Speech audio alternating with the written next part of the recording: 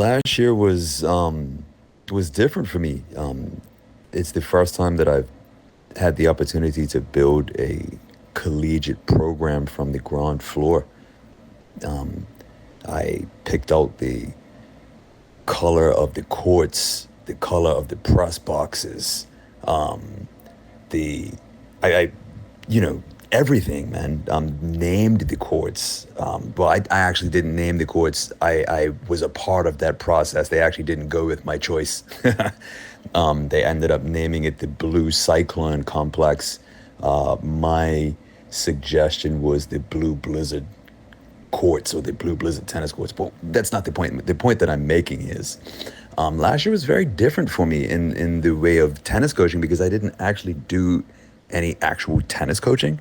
The majority of my work was recruiting, which I did a terrible job of, in my opinion. I shouldn't say a terrible job. I'm my worst critic, but I went out there with the idea that I would be able to win the conference right away in my first year. So, when I was out there on the recruiting path, especially on the women's side, I set my sights on women that could have, had us competing at the national level right away. Well, that level of player is looking for a history of success.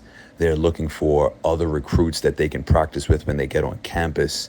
They're looking for a built-in culture that they can be a part of.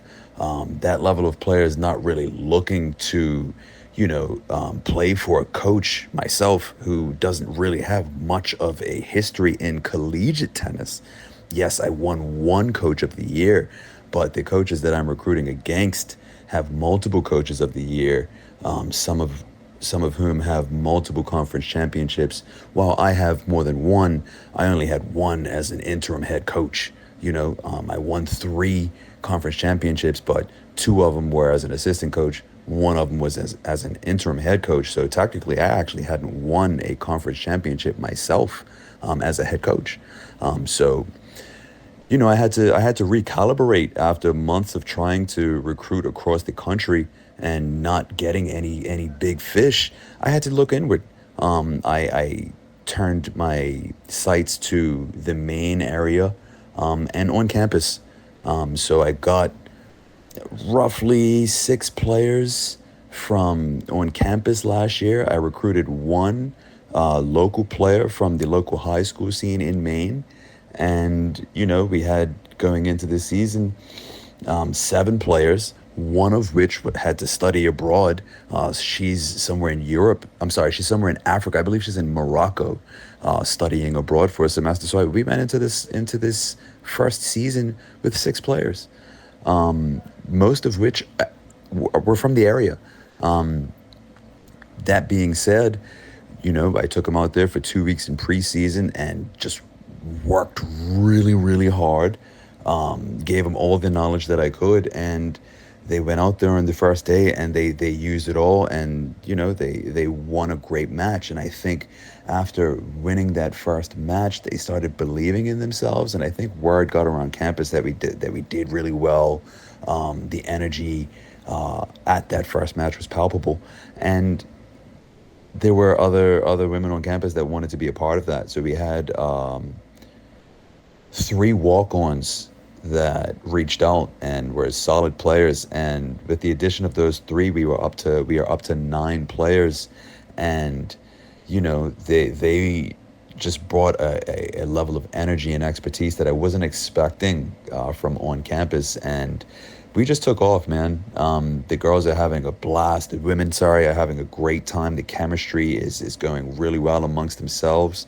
My assistant coach, Mario Hernandez, who I hired from Amarillo, Texas, has been a great addition to the staff. He brings a completely different perspective, which has been fantastic. He's gotten along really well with the ladies so far. And yeah, man, the results, I guess, are kind of speaking for themselves. We get into a very difficult portion of our schedule over the next couple of weeks, but I have the utmost confidence in what these ladies are capable of, and I hope The initial goal for the season was for us to raise visibility, for us to create a culture, for us to get more women out on the team. I was hoping to get up to 9. We got there, but our goals have shifted dramatically since we started 5-1. Now the goals are to make the playoffs in the first season, which I think is very doable after beating a conference rival, St. Joseph's, over the weekend.